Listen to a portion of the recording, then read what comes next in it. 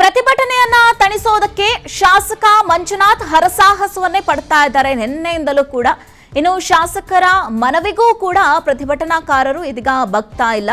ಪರಿಹಾರ ಘೋಷಣೆ ವಿಚಾರಕ್ಕೆ ಸಂಬಂಧಪಟ್ಟಂತೆ ಹಾಗೆ ಮ್ಯಾಜಿಸ್ಟ್ರೇಟ್ ತನಿಖೆಗೂ ಕೂಡ ಇದೀಗ ಪ್ರತಿಭಟನಾಕಾರರು ಒಪ್ತಾ ಇಲ್ಲ ಅನ್ನುವಂಥ ಮಾಹಿತಿ ಸಿಗ್ತಾ ಇದೆ. ಇನ್ನು ಅರಣ್ಯಾಧಿಕಾರಿಗಳು ಅರಣ್ಯ ಸಚಿವರು ಕೂಡಲೇ ಸ್ಥಳಕ್ಕೆ ಬರಬೇಕು ಅನ್ನುವಂಥದ್ದು ಇದೀಗ ಪ್ರತಿಭಟನಾಕಾರರು ಮತ್ತೆ ಕುಟುಂಬಸ್ಥರ ಪಟ್ಟಾಗಿರುವಂಥದ್ದು. ಹಾಗೆ ಅರಣ್ಯಾಧಿಕಾರಿಗಳ ಗುಂಡಿಗೆ ರೈತ ಸತ್ರೆ ಸ್ಥಳಕ್ಕೆ ಬರೋದಿಲ್ವಾ ಅರಣ್ಯಾಧಿಕಾರಿಗಳು ಅಂತ ಇದೀಗ ತರಾಟೆಗೂ ಕೂಡ ತೆಗೆದುಕೊಳ್ತಾ ಇದ್ದಾರೆ. ಹನೂರು ಪೊಲೀಸ್ ಠಾಣೆ ಮುಂದೆ ಬೃಹತ್ ಪ್ರತಿಭಟನೆಯನ್ನ ಇದೀಗ ಪ್ರತಿಭಟನಾಕಾರರು ಇದೀಗ ಮಾಡ್ತಾ ಇದ್ದಾರೆ. ಅಷ್ಟೇ ಅಲ್ಲದೆ ಶಾಸಕ ಮಂಜುನಾಥ್ ಏನಿದ್ದಾರೆ ಅವರು ನಿನ್ನೆಯಿಂದಲೂ ಕೂಡ ಅಲ್ಲಿನ ಉದ್ರಿಕ್ತ ಜನರ ಸಂಧಾನಕ್ಕೂ ಕೂಡ ಮುಂದಾಗ್ತಾ ಇದ್ದಾರೆ. ಆ ಸಂಧಾನಕ್ಕೂ ಕೂಡ ಜನರು ಒಪ್ಪಿಗೆಯನ್ನ ಕೊಡ್ತಾ ಇಲ್ಲ. ಹಾಗೆ ಮರಣೋತ್ತರ ಪರೀಕ್ಷೆ ನಡೆಸೋದಕ್ಕೆ ಬಿಡ್ತಾ ಇಲ್ಲ. ಸ್ಕ್ಯಾನಿಂಗ್ ಅನ್ನ ಮಾಡೋದಕ್ಕೂ ಕೂಡ ಇದೀಗ ತಡೆಯನ್ನ ಮಾಡ್ತಾ ಇರುವಂತದ್ದು. ಅವರ ಪಟ್ಟು ಏನು ಅಂತಂದ್ರೆ ಅವರು ಯಾಕೆ ಈ ರೀತಿಯಾಗಿ ಶೂಟೌಟ್ ಮಾಡಿದ್ರು, ಏಕಾಏಕಿ ಶೂಟೌಟ್ ಮಾಡಿದ್ ಯಾಕೆ, ಇದರಲ್ಲಿ ಅರಣ್ಯ ಅಧಿಕಾರಿಗಳ ಲೋಪದೋಷ ಇದೆ, ಕೂಡಲೇ ಈ ಸ್ಥಳಕ್ಕೆ ಅರಣ್ಯ ಅಧಿಕಾರಿಗಳು ಬರಬೇಕು, ನಮ್ಮ ಜೊತೆ ಮಾತನಾಡಬೇಕು ಅನ್ನೋದ್ರ ಬಗ್ಗೆ ಕೂಡ ಇದೀಗ ಪಟ್ಟನ್ನ ಹಿಡಿತಾ ಇದ್ದಾರೆ. ಹಾಗೆ ಸರ್ಕಾರ ಏನು ಕೇವಲ 5 ಲಕ್ಷ ಅಷ್ಟೇ ಪರಿಹಾರವನ್ನ ಘೋಷಣೆ ಮಾಡಿದೆ ಅಂತ ಕೂಡ ಇದೀಗ ಆಕ್ರೋಶವನ್ನ ಹೊರಹಾಕ್ತಾ ಇರುವಂತದನ್ನ ಕೂಡ ನಾವು ಗಮನಿಸ್ತಾ ಇದ್ದೀವಿ, ನೋಡ್ತಾ ಇದ್ದೀವಿ. ಯಾವ ರೀತಿಯಾಗಿ ಉದ್ವಿಗ್ನಕ್ಕೆ ತಿರುಗಿದೆ ಈ ಒಂದು ಪ್ರತಿಭಟನೆಯ ಕಿಚ್ಚು ಅನ್ನುವಂಥದ್ದನ್ನ ಇದೀಗ ಕುಟುಂಬಸ್ಥರಿಗೆ ಅಲ್ಲಿನ ರೈತ ಸಂಘಟನೆಗಳು ಕೂಡ ಸಾಥನ್ನ ಕೊಟ್ಟಿದೆ. ಸಾವಿರಾರು ಸಂಖ್ಯೆಯಲ್ಲಿ ಇವತ್ತು ಹನೂರಿನಲ್ಲಿ ಪ್ರತಿಭಟನಾ ನಿರತರು ಇದೀಗ ಭಾಗಿಯಾಗ್ತಾ ಇದ್ದಾರೆ. ಹಾಗೆ ನೋಡಿ, ಪೊಲೀಸರು ಕೂಡ ಯಾವ ರೀತಿಯಾಗಿ ಅಲ್ಲಿ ಮಾತಿನ ಚಕಮಕಿಯನ್ನ ನಡೆಸ್ತಾ ಇದ್ದಾರೆ. ಶಾಸಕ ಮಂಜುನಾಥ್ ಕೂಡ ಮಾತಿನ ಚಕಮಕಿಯನ್ನ ನಡೆಸ್ತಾ ಇದ್ದಾರೆ. ಹೀಗಿದ್ರೂ ಕೂಡ ಪ್ರತಿಭಟನಾಕಾರರು ಯಾವುದಕ್ಕೂ ಕೂಡ ಬಗ್ಗದೆ ಪ್ರತಿಭಟನೆಯನ್ನ ಇನ್ನೂ ಕೂಡ ಮುಂದುವರಿಸಿದ್ದಾರೆ.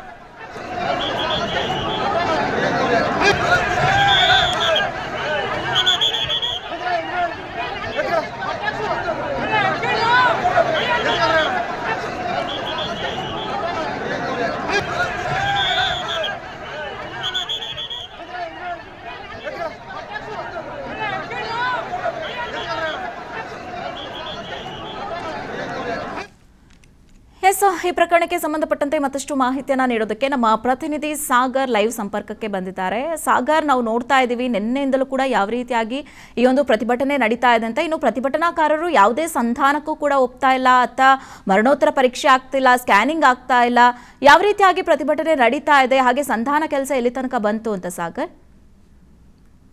ಯಶ್ ರಕ್ಷಾ, ಈ ನಿನ್ನೆಯಿಂದಲೂ ಕೂಡ ಈ ಒಂದು ಪ್ರತಿಭಟನೆಯ ಕಿಚ್ಚು ಕ್ಷಣಕ್ಕೂ ಕೂಡ ಜೋರಾಗಿರುವಂತದ್ದು. ಅದರಲ್ಲೂ ಕೂಡ ಪ್ರಮುಖವಾಗಿ ಹನೂರಿನಲ್ಲಿ ರಸ್ತೆ ತಡೆದು ಸಂಬಂಧಿಕರು, ರೈತರು ಮತ್ತೆ ಸ್ಥಳೀಯ ಕೆಲವು ಸಂಘಟನೆಗಳು ಈಗಾಗಲೇ ಮೃತರ ಸಂಬಂಧಿಕರಿಗೆ ಸಾಥನ್ನು ಕೂಡ ನೀಡ್ತಾ ಇರುವಂತದ್ದು. ಈ ನಿಟ್ಟಿನಲ್ಲಿ ಸಾಕಷ್ಟು ಜನರು ಸೇರಿರುವಂತದ್ದು, ಪ್ರತಿಭಟನೆಯನ್ನು ಕೂಡ ಮಾಡ್ತಾ ಇರುವಂತದ್ದು. ಈ ನಿಟ್ಟಿನಲ್ಲಿ ಸ್ಥಳೀಯ ಶಾಸಕರಾದಂತಹ ಮಂಜುನಾಥ್ ಅವರು ಕೂಡ ಸಂಧಾನ ಸಭೆಯನ್ನು ನಡೆಸಲು ಈಗಾಗಲೇ ಮುಂದಾಗಿರುವಂತದ್ದು. ಏನು ಸಂಧಾನವು ರಸ್ತೆಯಲ್ಲಿ ನಿಂತು ಕೂಡ ಸಂಧಾನವನ್ನು ಮಾಡ್ತಾ ಇರುವಂತದ್ದು. ಜೊತೆಗೆ ಅದರ ಜೊತೆಗೆ ಸ್ಥಳೀಯ ಕೆಲ ಫಾದರ್ಗಳು, ಅಂದ್ರೆ ಮೃತರು ಕೂಡ ಕ್ರೈಸ್ತ ಮತದಾನ ಸಮುದಾಯಕ್ಕೆ ಸೇರಿದ ಹಿನ್ನೆಲೆಯಲ್ಲಿ ಈಗಾಗಲೇ ಸ್ಥಳೀಯ ಚರ್ಚ್ನ ಫಾದರ್ಗಳು ಕೂಡ ಸ್ಥಳಕ್ಕೆ ಎಂಟ್ರಿಯನ್ನ ಕೊಟ್ಟಿರುವಂತದ್ದು. ಇಬ್ಬರು ಜೊತೆಗೂಡಿ, ಅಂದ್ರೆ ಶಾಸಕರು ಮತ್ತು ಫಾದರ್ ಇಬ್ಬರು ಜೊತೆಗೂಡಿ ಈಗಾಗಲೇ ಸಂಧಾನದ ಮಾತುಕತೆಯನ್ನು ಕೂಡ ಮಾಡ್ತಾ ಇರುವಂತದ್ದು. ಆದ್ರೆ ಈ ಎಲ್ಲಾ ಒಂದು ಸಂಧಾನಕ್ಕೂ ಕೂಡ ಇಲ್ಲಿನ ಸ್ಥಳೀಯರಾಗಿರ್ಬೋದು ಅಥವಾ ಏನು ಮೃತ ಸಂಬಂಧಿಕರಾಗಿರ್ಬೋದು ಯಾವುದೇ ರೀತಿಯ ಒಂದು ಪ್ರತಿಕ್ರಿಯೆಯನ್ನು ಕೂಡ ನೀಡ್ತಾ ಇಲ್ಲ. ಯಾಕೆಂತಂದ್ರೆ ಅವರಿಗೆ ನಮಗೆ ಯಾವುದೇ ರೀತಿಯ ಪರಿಹಾರ ಬೇಡ, ನಮಗೆ ಟೋಟಲಿ ಬೇಕಾಗಿರುವಂತದ್ದು ಏನಂತಂದ್ರೆ